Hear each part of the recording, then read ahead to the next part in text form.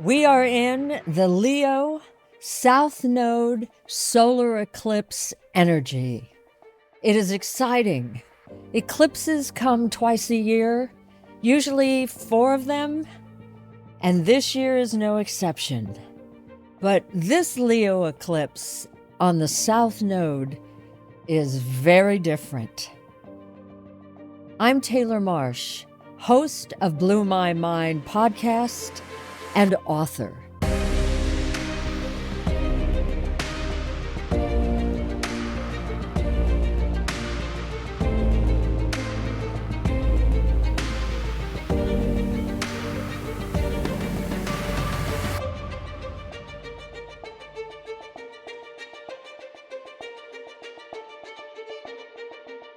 Humans have searched for meaning in life through spirituality and religion for centuries. In the 21st century, we are demanding something more, something beyond religion, something beyond what we have experienced before. And one thing that needs to come into the mix finally is the universe. The universe, the planets and the stars, the energy of the planets and how they move impact us in a way that is felt in our emotional world, in our instinctual world, and in our intuitive world, but also the psychic world of humanity. Each of us have that psychic vein. And whether we like it or not, we are tugged by these things. It starts with the truths we tell ourselves, the story we tell ourselves about our life, about who we are, and how it moves and shifts and has a life of its own, and how truth can get away from us. But without truth, we do not have proper instinctual guidance. We can't get to our instincts at all if we are lying to ourselves. Our intuition becomes manipulative, and psychic world is no longer available to us. Now, I'm a real fan of gifted astrologers. There are good ones, there are bad ones, there are growing astrologers, but astrologers and I have a fundamental different idea about life itself. For me, everything starts with instinct, your interior life, and I am not into the daily whipsawing of energies that happen around us. I do enjoy the entertainment, but also the imaginative world of astrology. I enjoy Instagram and YouTube, but again, I'm on a different plane than that. Not better. You'll have to judge for yourself. We each have to judge what we take in for our own benefits. But the eclipse season for me is magnificent. The energies can shift a life, what it can do for us personally, but also how these energies affect things around us is dynamic. And I go at it, I use the Hindu dragon mythology. Now, it's very different in my interpretation, my philosophical view, but it goes back to 1500 to 500 BCE. These are things that have been around for a long time. And it starts with the image of a dragon. My dragon is incandescent. The head and most of the body is not missing, like in the Hindu myth. But my dragon is the top, the head, which is called Rahu. That is incandescent. It's white. It's sparkly. It shines when the sun hits it. Now, the tail is called Ketu. And Katu, for me, as the dragon's body gets into the tail, it turns a deep color red at the very tip. And this solar eclipse in Leo on the South Node is Ketu. And this tail is whipping through our lives. It is taking our energy that we feel in the month of August. Whether you identify with Leo or just August, it is heat. It is dynamic. We are alive. Our body is pulsing. And we want to, there's bikinis, there's all these things in the summer. And then there is the lone lifeguard who risks his life to save someone else. That is Leo in Ketu. That is your own ego being used for the good of others. And there are people, politicians, stars, athletes, who don't represent the Leo in Ketu because they are still holding on to this I am the center of the universe type ideal. Now, King James just decided to go with the 76ers. He took tens of millions of dollars in pay cuts to go to the 76ers. This is Leo in Ketu. He is going to this team for something besides his own monetary pumping up. Then you have politicians that have Leo in their bodies. They were born with this Leo imprinted, and they still think that they are the center of the universe while everybody around them are gathering. The collective is gathering to change the world because we have seen what has happened with ego and with all this me first has done to the country and to our lives. So they are going to have a tougher time. The more they pump up themselves, the less power they are going to have. We're going to see secrets come out in this regard. But it is very important that we all understand that these charms that we have, these ego impulses that we have, they can be used beautifully, just not for us to say, look what I've done over here. It is a challenge for many people to do this, but that is where we are going. Now, we have finished 18 months, and the dragon's tail was involved with a sign that is more akin to fall, September. That is the Virgo sign. And the weakness of Virgo, the fall of Virgo, is perfectionism, needing details all the time, everything organized in its specific place, not taking a risk until you have all these things laid out. That was in Ketu for the last 18 months. And we were to learn to let that strict box attitude, that is the fall of Virgo. Virgo has many good traits on the other side. But what you have to get rid of in Virgo is this perfectionism. And it was helped along because the opposite sign was the Hollywood imagination, the boundless spirituality, these ideas that have no fences around them. So we were being tasked with letting go of having to know everything about what we are doing next and trusting the flow, trusting our spiritual side. That is what that was about. But that is also leaving, and that will have a final say at the end of August. But this solar eclipse right now, we are living it.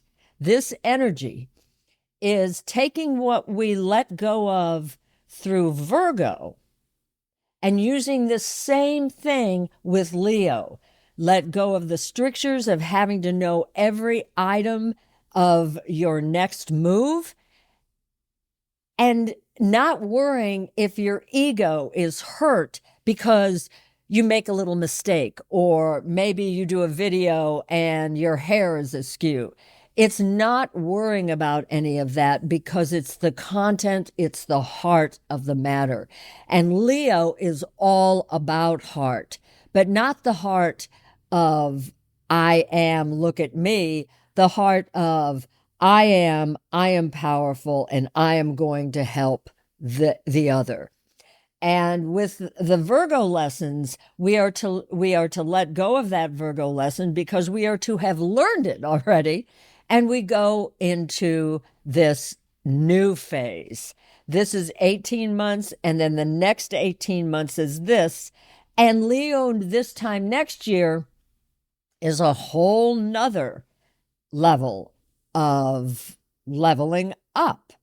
And that is what this all is about. Now, I want to read you a little snippet from Claude, AI's version on what this dragon, the head, and now we've got the tail whipping, and it's like the ego can't be tamed, but yes, it can. So here's from Claude. In modern, especially psychological evolutionary astrology, I'm an evolutionary writer and philosopher, I just want to add here. This dragon myth gets reinterpreted as a metaphor for growth. Rahu, the head, what you're hungrily reaching toward, unfamiliar territory, the future-facing appetite, often linked to obsession, ambition, or a skill you haven't earned yet. That's Rahu. Ketu, going back to Claude, the tail, what trails behind you, mattered, and you've mastered it, and it is worn out, tied to the past life or deeply ingrained habits, comfort that can tip into stagnation or detachment. End quote. I thought that was very interesting, especially the part about something you've already mastered. At this point in your life, depending how old you are, you have mastered the I am part of you. You think you have.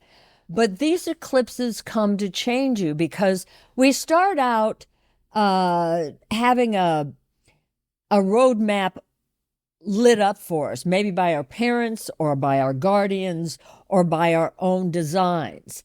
And we have to make sure as life goes on that what we are choosing is authentic to us and not somebody else's view of what we should do.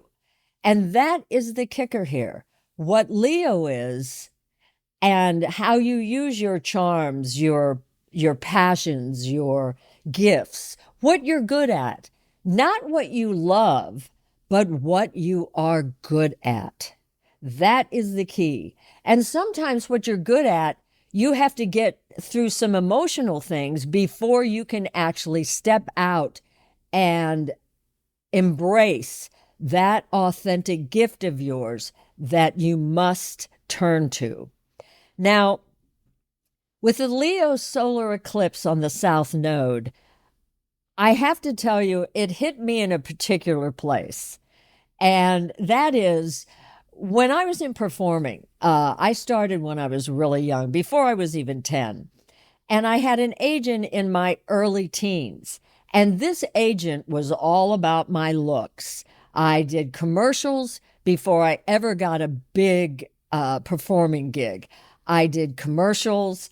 I did national commercials, and it was all about looking like the girl next door.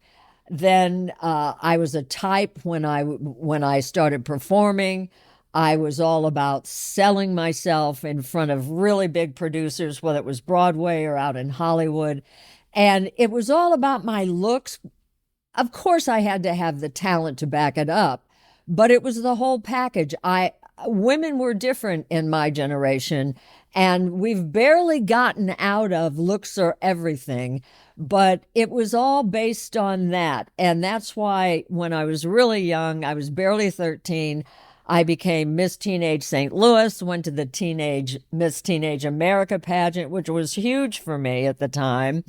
I was named Miss Congeniality, which my husband finds very humorous. And then I went into the larger pageants. I was Miss Gateway to the West because I lived in St. Louis. Thank God for St. Louis. And went to Miss Missouri pageant. Took me 2 tries, but it was look, it was talent, it was brains, but I had to know how to show myself. And it was very, I'd say like a peacock in some regards when you're doing that kind of performing. And then I went to the Miss America pageant. And then the performing career after college, that settled down, but I still had to have a certain look. And now, astrology is the analysis of astrologers I find entertaining and interesting. They can be relevant for sure. But in the way I think, one of the things that is very prevalent is that when you get a certain age and a certain passage in your life, the analysis tends to weaken from most of the people because a lot of the astrologers are very young. And I have found that the instinctual part, the intuitive part, the psychic channeling part that we all have, the more honest we get and the more refined we get with who we are, I find it's very different as we age. I know this for a fact because I have lived it.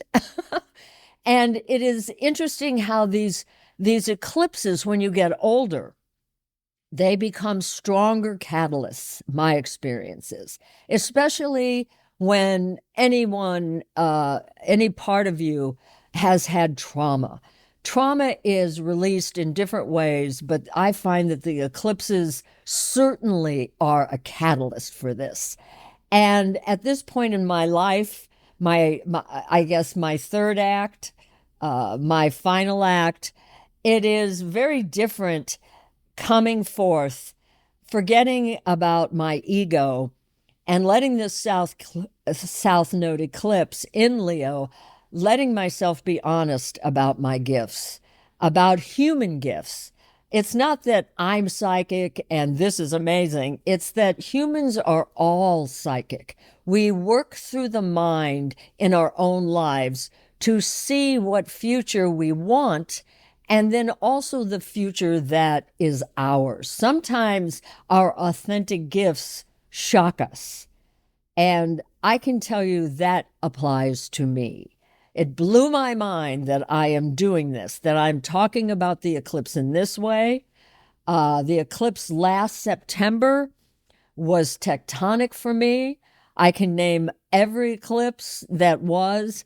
These are all very dramatic events in the sky, and we all have a different reaction. Some of you who are younger may not have any. Some of you who are older may have already been through these. This is individual, and it matters how you feel, how you live your emotions. You have to be so connected to your emotions that it's not the control part of it, it's that you act through them and you know what is authentic. It's an exciting time. I love eclipses. It can shock. A lot of things can happen. It just depends on what path you're on. But what I would say about this eclipse that we are in right now as you're listening to this is let go. Let go. Receive information. Receive your emotions. Let your instincts rise and feel the truth that is your life. Don't miss a chance to shift. This is a wonderful month. It is not going to feel comfortable, but that's where the jewel lies. And one of the places that may be hit as Leo at South Node is big churches, big influencers, these people, these showy people that have an idea that you're supposed to live through a religious figure. Erica Kirk is very much on this. and it's about being with Christ. This is about, Christ never said that. This is about your life and you being in your life. And if you are a Christian, and I'm a fallen Christian because I don't attend church, but Jesus Christ has always been that guy, that revolutionary that changed the world because of who he was, but yet had no input on how people would use his life. So remember who you are and throw off anything that is not authentic to you. Thanks so much for listening. I'm Taylor Marsh. You can find me at taylormarsh.com. I'd love to see you on Threads or Instagram, wherever you are. Come say hi. Until next time.